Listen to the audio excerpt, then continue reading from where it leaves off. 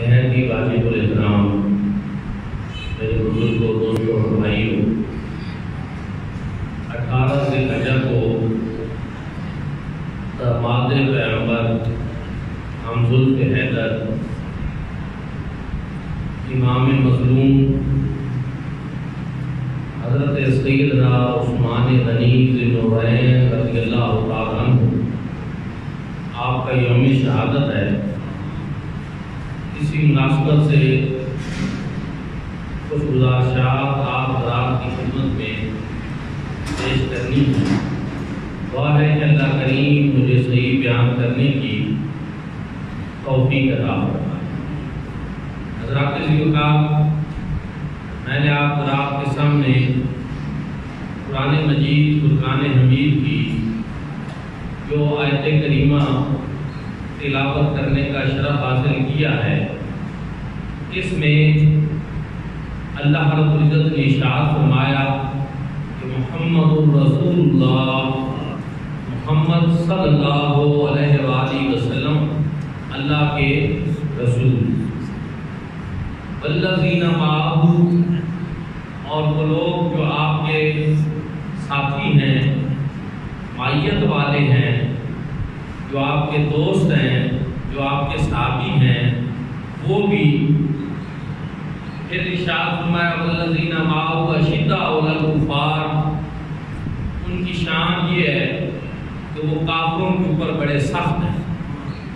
رحماء بینہم، آپس میں بڑے نرم دل ہیں۔ تراہم رکعا سجدا، آپ انہیں دیکھیں گے رکوع کرتے ہوئے، سجود کرتے ہوئے۔ اس آیت کریمہ کے اندر مفسرین کرام نے بیان کیا کہ والذین معہ سے مراد عمومی طور پر حضور کے سارے صحابہ ہیں۔ یہ سارے حضور کی معیت والے ہیں، مصاحبت والے ہیں، رفاقت والے ہیں اور سنگت والے ہیں اور صحابیت کا شرف پانے والے ہیں۔ لیکن بالخصوص یہاں حضرت سیدنا صدیق اکبر مراد ہے، کیونکہ جو معیت سیدنا صدیق اکبر کو حضور نبی کریم صلی اللہ علیہ وآلہ وسلم سے نصیب ہوئی، وہ کسی اور کے حصے میں نہیں۔ یہ سفر کے بھی ساتھی، حضر کے بھی ساتھی، بدر کے بھی ساتھی، احد کے بھی ساتھی، حنین کے بھی ساتھی، خندق کے بھی ساتھی، تبوک کے بھی ساتھی اور دنیا کے بھی ساتھی، حیات کے بھی ساتھی، بعد از وفات کے بھی ساتھی، غار کے بھی ساتھی اور مزار کے بھی ساتھی۔ تو اس لیے جو معیت سیدنا صدیق اکبر کو نصیب ہے وہ کسی اور کو نہیں۔ اور اللہ رب العزت نے بھی قرآن مجید فرقان حمید میں یہ ارشاد فرمایا کہ جب سیدنا صدیق اکبر غار میں تھے اور حضور علیہ السلام کے بارے میں پریشان تھے، سرکار کے بارے میں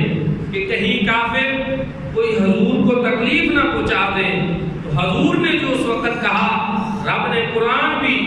اسی زبان میں نازل کیا کہ لا تحزن ان اللہ معنا، کہ آپ غم نہ کریں، بے شک اللہ ہمارے ساتھ۔ وہاں پر بھی معیت خاص جو اللہ رب العزت کے ساتھ حضور کو حاصل ہے، اس میں حضور علیہ السلام نے سیدنا صدیق اکبر کو بھی شامل کیا۔ لا تحزن ان اللہ معنا، صرف یہ نہیں فرمایا کہ اللہ میرے ساتھ ہے، اللہ ہمارے ساتھ۔ اس لیے معیت عمومی سارے صحابہ کو حاصل ہے، لیکن یہاں پر خصوصی ذکر سیدنا صدیق اکبر رضی اللہ عنہ۔ اسی طرح اشداء علی الکفار حضور کے سارے صحابہ کی صفت ہے۔ دینی غیرت کے معاملے میں، حمیت کے معاملے میں حضور کے سارے صحابہ اشداء علی الکفار تھے، لیکن خصوصی طور پر یہاں مراد سیدنا فاروق اعظم رضی اللہ عنہ، کہ جو کافروں کے بارے میں سیدنا فاروق اعظم رضی اللہ تعالیٰ عنہ کو جو شدت نصیب تھی کہ جب آپ خلیفۃ المسلمین تھے، اس وقت کیسر روم بھی آپ کے نام سے کام اٹھتا تھا اور اس وقت کسریٰ کا بادشاہ بھی آپ کے نام سے خوف زدہ تھا۔ وہ شان اللہ نے آپ کو عطا فرمائی تھی۔ اسی طرح رحماء بینہم، اس میں حضور کے سارے صحابہ مراد ہیں عمومی طور پر، لیکن خصوصی طور پر مراد یہاں سیدنا عثمان غنی رضی اللہ تراہم رکعا سجدا، آپ انہیں دیکھیں گے رکوع کرتے ہوئے اور سجود کرتے ہوئے۔ اس میں عمومی طور پر حضور کے سارے صحابہ مراد ہیں، سارے نمازیں پڑھنے والے، رکوع کرنے والے، قیام کرنے والے، راتوں کو جاگنے والے، یاد الہی میں محو رہنے والے، لیکن خصوصی طور پر مراد یہاں حضرت علی المرتضیٰ شیر خدا رضی اللہ۔ اور پھر اللہ رب العزت نے آگے کیا ارشاد فرمایا، یبتغون فضلا من اللہ ورضوانا، اور یہ جو لوگ ہیں کافروں پر سخت بھی اگر ہیں، آپس میں رحم دل بھی ہیں اور رکوع اور سجود بھی کرنے والے ہیں، تو اس سے یہ چاہتے کیا ہیں، اس سے ان کا مقصود کیا ہے؟ فرمایا یبتغون فضلا من اللہ ورضوانا، چاہتے یہ ہے کہ ان کے اوپر اللہ کا فضل بھی ہو جائے اور اللہ کی رضا بھی ہو جائے، اور کوئی مقصد نہیں۔ کافروں پر سختی کا بھی، آپس میں نرمی کا بھی، اور رکوع اور سجود کرنے میں بھی کوئی اور مطلب نہیں، فقط رضا الہی مقصود، اللہ کے فضل کی تلاش ہے۔ یہی چاہتے ہیں کہ ہمارا رب ہمارے اوپر راضی ہو۔ کیا شان ہے حضور کے صحابہ کی اور حضور کے غلاموں کی۔ میرے بھائیوں اور دوستوں، تو اس میں آج چونکہ خصوصی موضوع ہمارا حضرت سیدنا عثمان غنی ہے، اور رحم دلی میں حضور نبی کریم صلی اللہ علیہ وآلہ وسلم کے سارے صحابہ آپس میں رحم دل تھے، لیکن خصوصی طور پر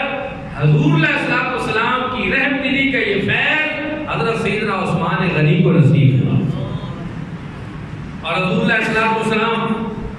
نے یہ بھی ارشاد فرمایا کہ صحابہ میں سے سب سے زیادہ جو میرے خلق کا عکس جمیل ہے وہ حضرت عثمان غنی۔ اور حضور نبی کریم صلی اللہ علیہ وآلہ وسلم نے یہ بھی فرمایا کہ ہر نبی کے لیے جنت میں ایک رفیق ہوتا ہے، اور رفیقی فی الجنہ عثمان ابن عفان، اور میرے جنت میں رفیق عثمان ابن عفان۔ دوستان ذی وقار، حضرت عثمان غنی رضی اللہ تعالیٰ عنہ وہ ہستی پاک ہیں جن کو حضور نبی کریم صلی اللہ علیہ وآلہ وسلم کا داماد ہونے کا شرف، اور آپ وہ ہستی ہیں کہ اس کائنات عالم کی پوری تاریخ میں کسی شخص کے عقد میں کسی نبی کی یکے بعد دو بیٹیاں نہیں آئیں سوائے حضرت عثمان غنی۔ یہ ایسا منفرد اعزاز ہے، یہ ایسی شان ہے کہ کائنات عالم میں صرف سیدنا عثمان غنی کو نصیب کہ کسی نبی کی یکے بعد دو بیٹیاں کسی کے عقد مبارک میں نہیں آئیں سوائے حضرت سیدنا عثمان۔ حضرت رقیہ رضی اللہ تعالی عنہ کا جب وصال ہوا، جبریل امین نازل ہوئے اور انہوں نے آ کر اللہ کا پیغام پہنچایا اور فرمایا محبوب اللہ پاک یہ چاہتے ہیں کہ آپ اپنی دوسری صاحبزادی حضرت ام کلثوم کا نکاح بھی حضرت عثمان غنی سے کریں، اور وہی حقدار ہونا چاہیے جو حضرت رقیہ کا تھا، اور حضرت عثمان وہی سلوک کریں گے جو ان کا پیار اور محبت کا حضرت رقیہ کے ساتھ۔ اللہ رب العزت کی طرف سے یہ پیغام آیا، اور میرے آقا علیہ السلام نے اس موقع پر فرمایا، ایک روایت میں ہے کہ اگر میری 10 بیٹیاں ہوتی، ایک میں نے پڑھا کہ اگر میری 40 بیٹیاں ہوتی، ایک جگہ میں نے پڑھا کہ اگر میری 100 بیٹیاں ہوتی، اور وہ اسی طرح وصال کرتی جاتی، تو میں یکے بعد دیگرے عثمان غنی کے عقد میں ان کا دے دیتا۔ یہ شان، یہ منصب اور یہ مقام حضرت سیدنا عثمان غنی کو نصیب۔ آپ جامع القرآن بھی تھے، کامل الحیاء والایمان بھی تھے، اور میرے آقا نے یہ بھی فرمایا کہ میں اس سے حیا کیوں نہ کروں جس سے آسمان کے ملائکہ کی حیا ہے۔ حضور نبی کریم صلی اللہ علیہ وآلہ وسلم کے دست اقدس میں جب اسلام قبول کیا اور اپنا دایاں ہاتھ حضور علیہ السلام کے ہاتھ میں دیا، پھر ساری زندگی اپنا دایاں ہاتھ جو ہے وہ اپنی شرمگاہ میں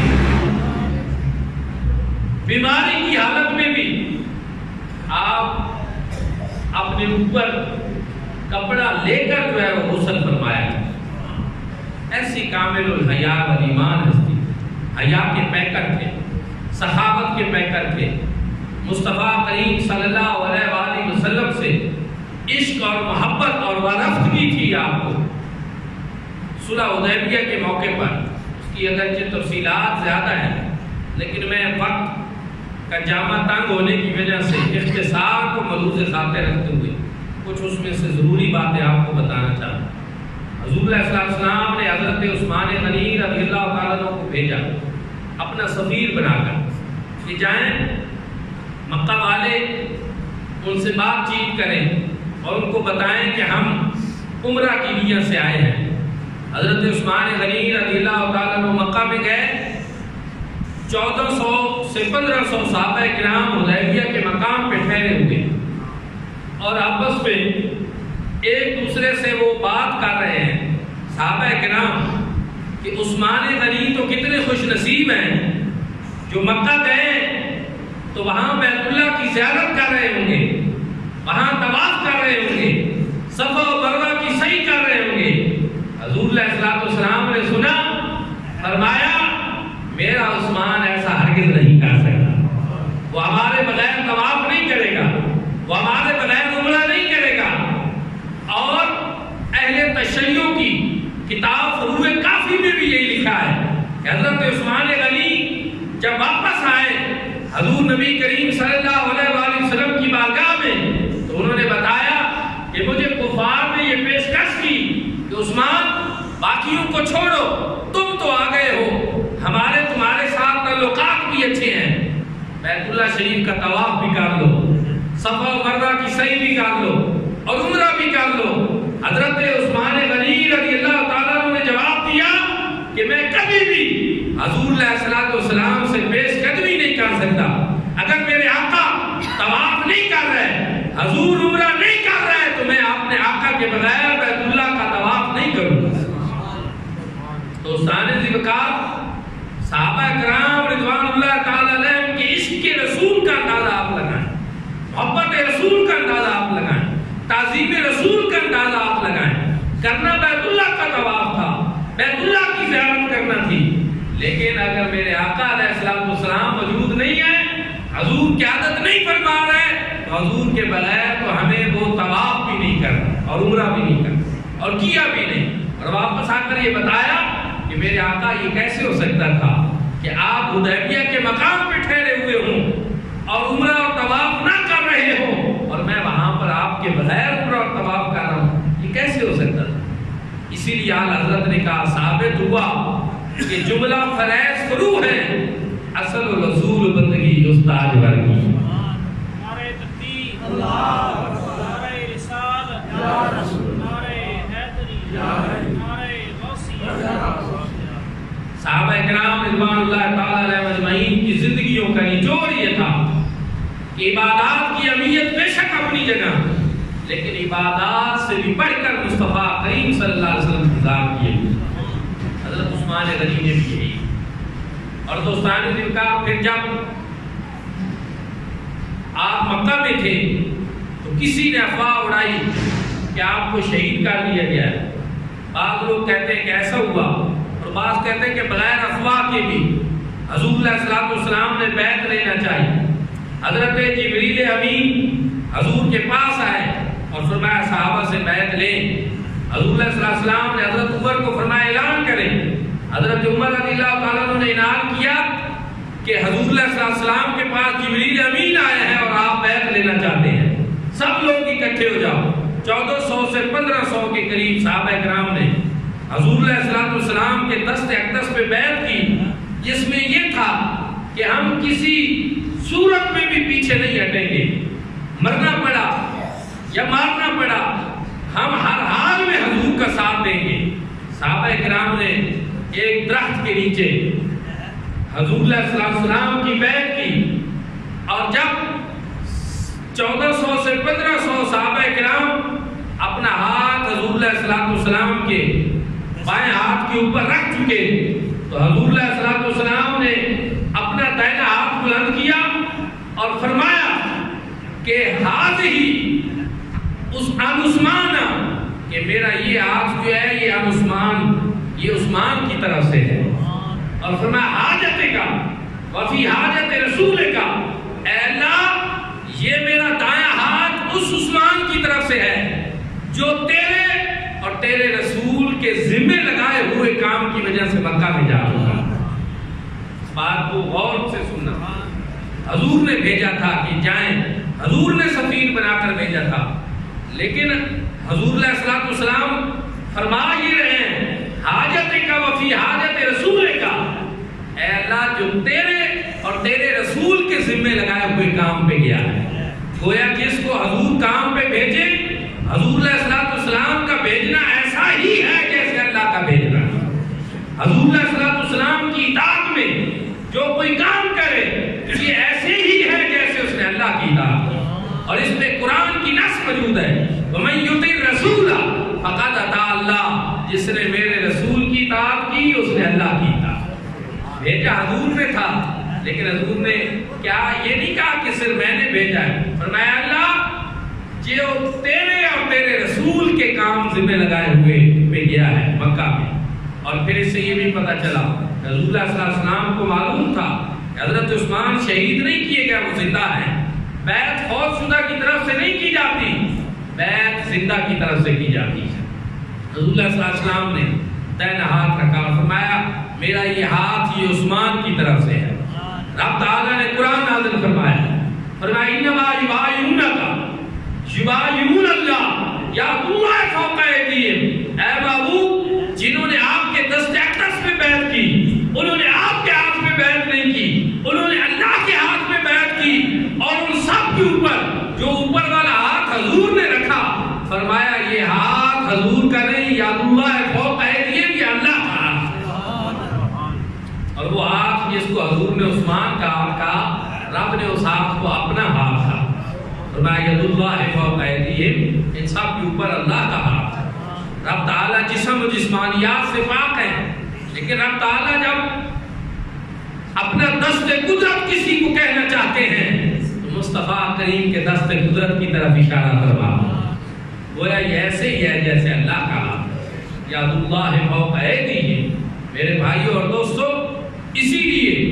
حضرت اقبال کہتے ہیں کہ اللہ کا ہاتھ ہے بندہ مومن کا ہاتھ، غالب و کار افریوں کار کشاؤ کار ساز، یاد اللہ فوق ایدیہم۔ تو دوستان ذکر یہ وہ شرف ہے جو حضرت سیدنا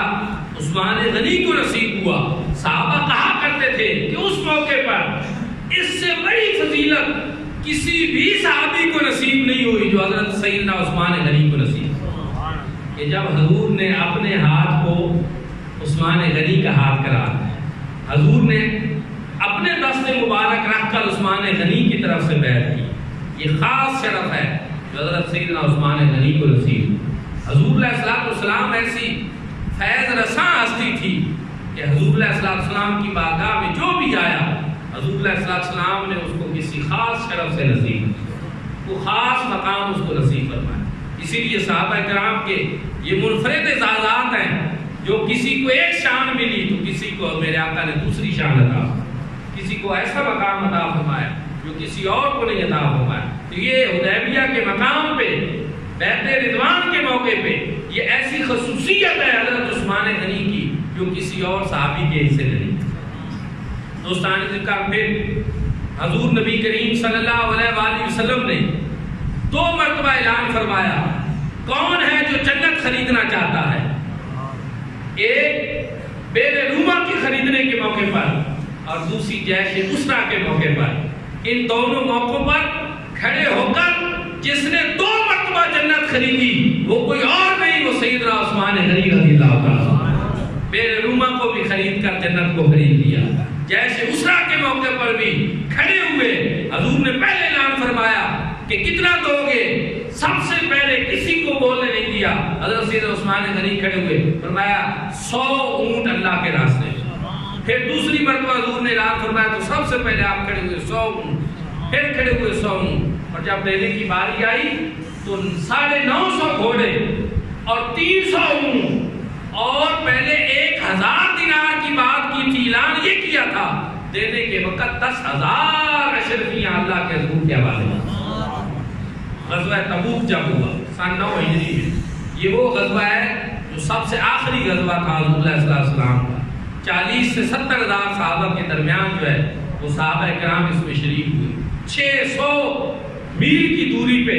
جانا تھا، تو اس لیے وہ تنگی کے حالات تھے، تو اس موقع پہ بھی حضور نے فرمایا جو اس میں سب سے زیادہ حصہ لے گا اس کو جنت ملے گی۔ حضرت سیدنا عثمان غنی نے اس میں سب سے زیادہ حصہ لیا۔ سخاوت میں، حیا میں حضور علیہ السلام کے صحابہ میں سب سے بڑھ کر آپ کسی موقع پہ پیچھے نہیں ہٹے۔ دوستان دلکار وہ ہستی پاک کہ جنہوں نے یہ پسند نہیں کیا کہ میری وجہ سے شہر مدینہ میں حضور علیہ السلام کے کلمہ پڑھنے والوں کا خون بہے، شہید مظلوم 40 دن آپ کا پانی بند کیا گیا، امیر المومنین ہے، حکم آپ کا چلتا ہے، اور چند باغی تھے جو یہ کرنا چاہتے تھے، اور حضرت مولا علی کرم اللہ وجہ کے دونوں صاحبزادے اور شہزادے حضرت امام حسن اور حضرت امام حسین رضی اللہ تعالیٰ عنہما کو حضرت مولا علی نے بھیجا، جاؤ جا کر دروازے کے اوپر پہرے دار بن، اور جن کی طرف مشکیزہ پانی کا لے کر خود حضرت مولا علی آگے بڑھے تھے، جس مشکیزے میں تیر لگ گیا تھا تو آپ نے کپڑا اوپر اچھالا تاکہ حضرت عثمان غنی کو پتہ چل جائے کہ حضرت مولا علی تو تیری طرف پانی لانے والے تھے اور تیرے لیے ساقی کا کام کر رہے تھے۔ دوستان دلکار وہ شہید مظلوم قرآن پڑھتے ہوئے شہید کر دیے گئے، اور آپ کا خون جو ہے وہ قرآن پاک کے اوپر گرا، اور جو شخص جہاں شہید ہوتا ہے اور اس کا خون گرتا ہے، جس حالت میں وہ ہوتا ہے، قیامت کے دن اسی حالت میں اٹھایا جائے گا۔ تو منفرد شہید ہے حضرت عثمان غنی، قیامت کے دن جب اٹھیں گے تو قرآن کے ساتھ اٹھیں گے اور قرآن پڑھتے ہوئے اٹھیں گے، اس حالت میں اٹھائے جائیں گے۔ یہ وہ اعزاز ہے جو حضرت سیدنا عثمان غنی رضی اللہ تعالیٰ عنہ کا حاصل ہے۔ حضور کے جتنے بھی صحابہ ہیں، حضور کے اہل بیت ہیں، سب شان والے ہیں۔ دوستان ذکر ہمیں سب سے پیار ہے، سب سے محبت ہے، جس کو بھی جو شان جو مقام اور مرتبہ ملا میرے آقا کی وجہ سے ملا۔ دعا ہے کہ اللہ کریم ہم سب کو صحابہ و اہل بیت کی محبت نصیب فرمائے اور ان کے نقش قدم پہ چلنے کی توفیق عطا فرمائے۔ آخر دعوانا